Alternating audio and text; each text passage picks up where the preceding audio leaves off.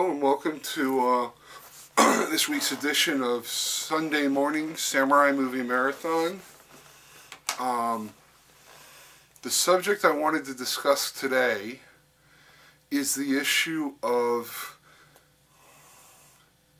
let's call it cultural amnesia. I've been growing increasingly frustrated with both the media and the Republican Party's kind of demonizing of Barack Obama's relationship, in quotes, relationship with William Ayers. And not as much the fact that they're making a connection, or trying to make a connection, between someone who did something controversial in the 60s and someone who was 8 years old when he was doing those controversial things. That notwithstanding, which is its own kind of subject, what frustrates me even more, is the media and the Republicans' just general demonizing of William Ayers himself. I believe America's kind of cultural ignorance and cultural amnesia about the 1960s has kind of put Obama in a position where he has no choice, really, no option, but to distance himself from William Ayers.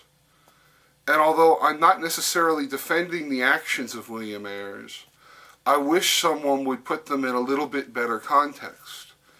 We're 40 years on from 1968, which was kind of the high watermark for everything that went on in the 60s.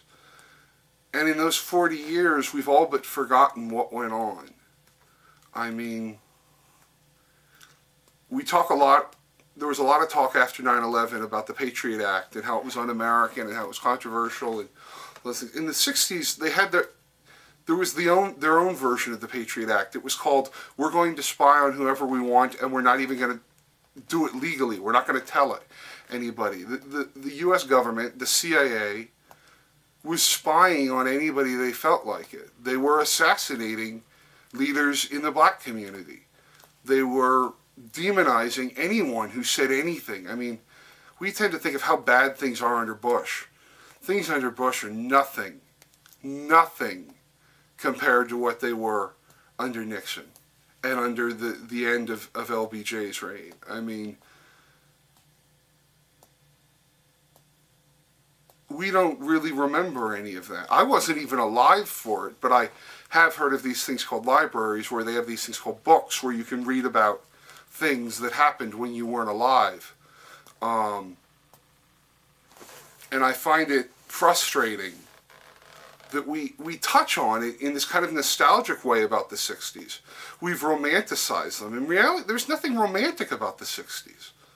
We talk about sex, drugs, and rock and roll. Well, the reason people listened to rock and roll, had lots of sex, and did lots of drugs was because there was a fatalism and a fear in the 60s that Americans can't even imagine today. I mean, the 60s sucked. They were terrible. Things were really, really bad. Every person that rose up and said things could be better, we killed. And it's in that context that someone like William Ayers is born into it and comes up in. And we were killing people right and left, not just in Vietnam, but on American soil. Kent State has become a punchline, but Americans went off to college and came home in body bags.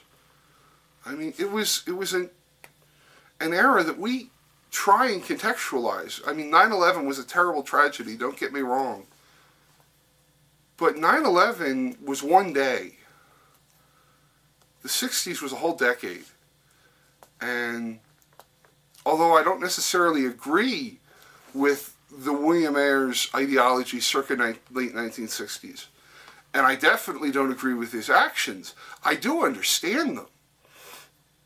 I do have a basic concept of the context in which those things happened.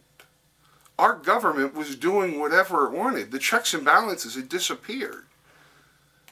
They were killing and imprisoning and rounding up anybody who they didn't like. And we don't understand that. And it ties in directly to the Jeremiah Wright thing, oddly enough. Because people love to criticize and demonize Jeremiah Wright. Jeremiah Wright grew up in a climate where if you were African American and you spoke your mind, you more often than not ended up in a body bag. And on more than a couple of those occasions, it was the federal government that put you in a body bag. And we don't understand that. We don't have a concept of that. Especially someone like Jeremiah Wright, who grew up in Chicago. I mean, Chicago was a hotbed for this stuff. Not just Chicago 68, but, I mean, Huey Newton and the federal government coming into people's houses and just killing them. And then planting evidence to say, oh no, they had guns. They shot at us first. What type of person is laying in their bed holding the gun waiting for the federal government to come in? Bash down the door and put hundreds of bullets in you. This is that world that Jeremiah Wright grew up in. We forget. Things have improved. I mean, I'm not saying they've improved to ideal, but things have improved. Relationships between blacks and whites have improved a great deal since the 60s. I still think they have a long way to go, but they've improved a great deal. And I think that improvement has allowed a lot of white folks to say, oh, well, things are okay now. So why is he angry? Why is Michelle Obama angry? Why is Jeremiah Wright angry? What right do they have to be angry? Everything's great now. But what people forget is, just like a bigot who grows up surrounded by bigots, grows up with anti-Semites and racists and closed-minded people, is going to grow up, you grow up in a world where everyone different from you is evil. You, when you reach adulthood, think they're all evil. Someone grows up in a world where there's an uncertainty, there's a fear, there's a paranoia, we have to protect ourselves because the people who protect the white communities don't protect our community. The government doesn't protect black communities. The police don't protect black communities. And as a result of that, you don't trust them. You have fear towards them. You have animosity towards them.